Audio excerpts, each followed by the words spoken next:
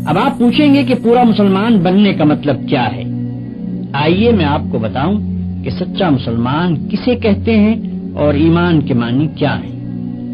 آپ کو معلوم ہے کہ انسان ایک کلمہ پڑھ کر مسلمان بنتا ہے، اور وہ کلمہ بھی کچھ بہت زیادہ لمبا چوڑا نہیں ہے، صرف چند لفظ ہیں۔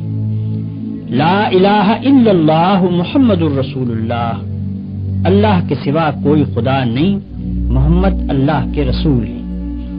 ان الفاظ کو زبان سے ادا کرتے ہی آدمی کچھ سے کچھ ہو جاتا ہے۔ پہلے کافر تھا، اب مسلمان ہو گیا۔ پہلے ناپاک تھا، اب پاک ہو گیا۔ پہلے دوزخ میں جانے والا تھا، اب جنت کا دروازہ اس کے لیے کھل گیا۔ اب ذرا اس بات پر غور کرو کہ یہ اتنا بڑا فرق جو آدمی اور آدمی میں ہو جاتا ہے، یہ آخر کیوں ہوتا ہے؟ کلمے میں ہے کیا؟ صرف چند حرف ہی تو ہیں۔ میرے بھائیو، تم ذرا سمجھ سے کام لوگے تو تمہاری عقل خود کہہ دے گی کہ فقط منہ کھولنے اور زبان ہلا کر چند حرف بول دینے کی اتنی بڑی تاثیر نہیں ہو سکتی۔ یہاں اصل چیز معنی ہے۔ الفاظ کی تاثیر معنوں سے ہے۔ معنی اگر نہ ہو اور وہ دل میں نہ اتریں اور ان کے زور سے تمہارے خیالات، تمہارے اخلاق اور تمہارے اعمال نہ بدلیں تو نرے الفاظ بول دینے سے کچھ بھی اثر نہ ہوگا۔ اس بات کو میں ایک موٹی سی مثال سے تمہیں سمجھاؤں۔ فرض کرو کہ تمہیں پیاس لگ رہی ہے۔ اگر تم صبح سے شام تک پانی پانی پکارتے رہو تو پیاس نہ بجھے گی۔ ہاں، پانی کا ایک گھونٹ لے کر پی لو گے تو کلیجے کی ساری آگ فوراً ٹھنڈی ہو جائے گی۔ بس یہی حال کلمہ طیبہ کا بھی ہے۔ فقط 6-7 لفظ بول دینے سے اتنا بڑا فرق نہیں ہوتا کہ آدمی کافر سے مسلمان ہو جائے۔ یہ فرق صرف اس طرح ہوگا کہ پہلے ان الفاظ کا مطلب سمجھو اور وہ مطلب تمہارے دل میں اتر جائے۔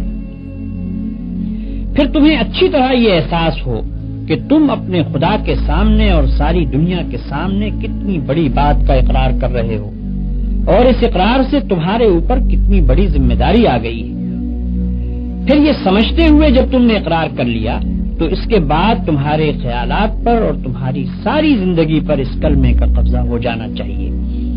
پھر تم کو اپنے دل و دماغ میں کسی ایسی بات کو جگہ نہ دینی چاہیے جو اس کلمے کے خلاف ہو۔ آؤ اب میں تمہیں بتاؤں کہ کلمے کا مطلب کیا ہے۔ کلمے کے معنی یہ ہیں کہ اللہ کے سوا کوئی اور خدا نہیں ہے اور حضرت محمد صلی اللہ علیہ وسلم اللہ کے رسول ہیں۔ کلمے میں الہ کا جو لفظ آیا ہے اس کے معنی خدا کے ہیں۔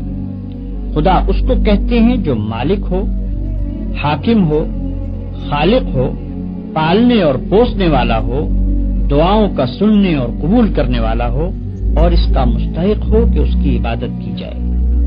دوسری بات جس کا تم نے کلمہ پڑھتے ہی اقرار کیا وہ یہ ہے کہ وہی ایک خدا تمہارے اور سارے جہان کا مالک ہے۔ ڈرنا چاہیے تو اس سے، مانگنا چاہیے تو اس سے، سر جھکانا چاہیے تو اس کے سامنے، عبادت اور بندگی کی جائے تو اس کی، اس کے سوا ہم کسی کے غلام اور بندے نہیں اور اس کے سوا کوئی ہمارا آقا اور حاکم نہیں۔ ہمارا اصلی فرض یہ ہے کہ اسی کا حکم مانیں اور اسی کے قانون کی پیروی کریں۔ یہ عہد و پیمان ہے جو لا الہ الا اللہ پڑھتے ہی تم اپنے خدا سے کرتے ہو اور ساری دنیا کو گواہ بنا کر کرتے ہو۔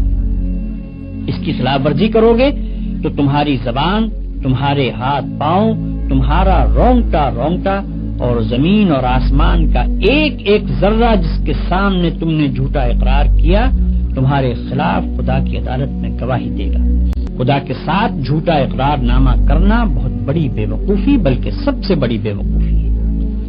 جب اقرار کرتے ہو تو خوب سوچ سمجھ کر کرو اور اس کو پورا کرو، ورنہ تم پر کوئی زبردستی نہیں ہے کہ خواہ مخواہ زبانی ہی اقرار کر لو، کیونکہ خالی خولی زبانی اقرار محض بیکار ہے۔